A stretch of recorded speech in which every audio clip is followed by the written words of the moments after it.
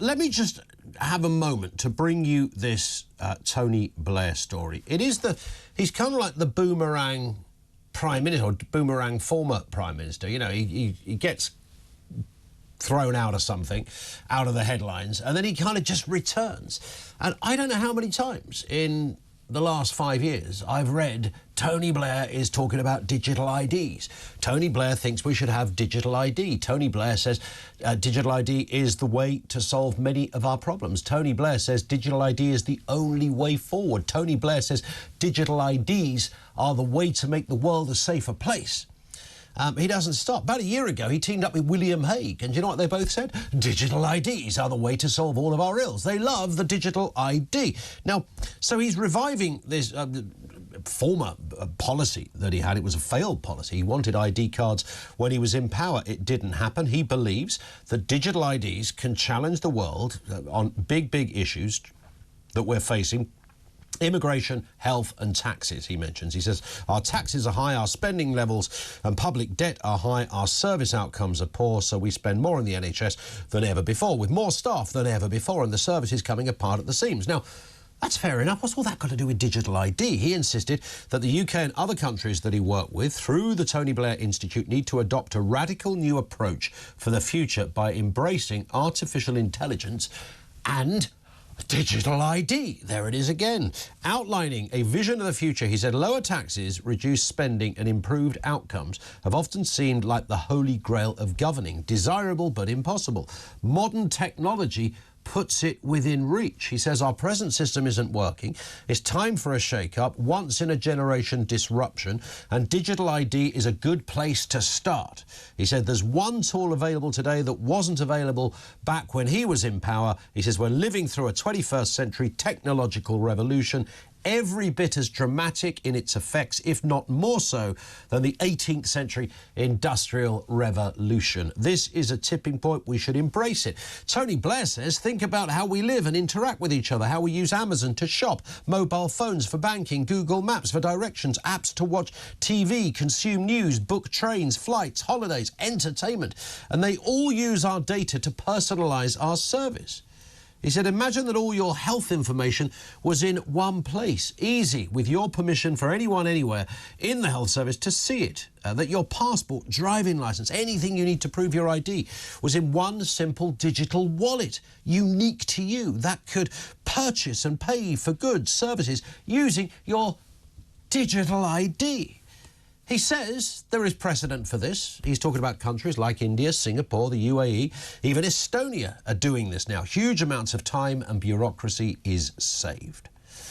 He says, but now think of all the other problems of governing. One of the biggest challenges is immigration. Number one is the number one of people here without permission, since there are multiple ways of entering Britain lawfully, but then staying unlawfully.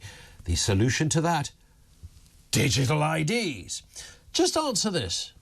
Digital ID, is it a force for the good or the bad? And I'll tell you the problem I have with this. There's a bit, and I think I probably speak for most people, where you go, God, think about, you know, every now and again you need to find your birth certificate, or you need to find some of your driving license. You might not keep it in your wallet, and you know, you've got all these different little papers and files, and everyone has their own system, or they just chuck it in a drawer.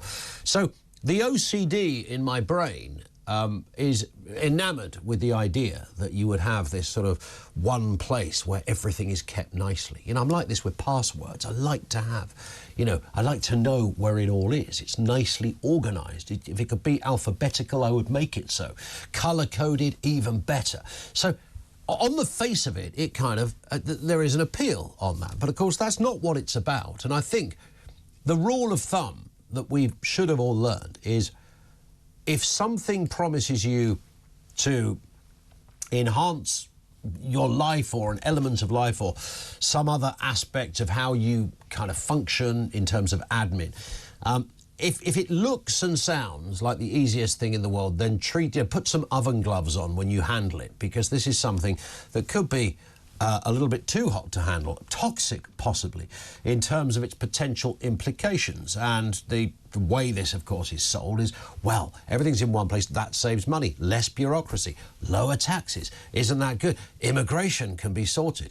You know the phrase, be careful of what you wish for? Benjamin Franklin, I think it was, came out with the phrase. I can't fully remember it off the top of my head, but I'll get it. But yes, if you desire all of this, then you frankly don't deserve your freedom. Because, yes, it might well look good on paper. Brilliant. Look, here's a phone. I've got one app on there. I press it. Bingo. Everything is there for me to see. What could be simpler? But, of course, it means much more than that, digital ID. It also means the ability to track you in lots of ways. Now, Blair seems to be saying, well, forget it. You're being tracked already. You know, every time you watch TikTok videos for an hour. But what do you think they're doing? They're serving it up to you. He uses this as an example, actually. They're serving it up to you because they know what you want. Every time you jump on a bus or a train, you're using something that is digitally based, whether it's a contactless card, whether it's your phone. It's already in the system. You haven't got to watch many episodes of Crime Watch to see how often, despite some real challenging criminal cases, there's the following somebody's journey part of it is relatively simple. They know that they went from that town to that town. They bought a McDonald's in Leicester.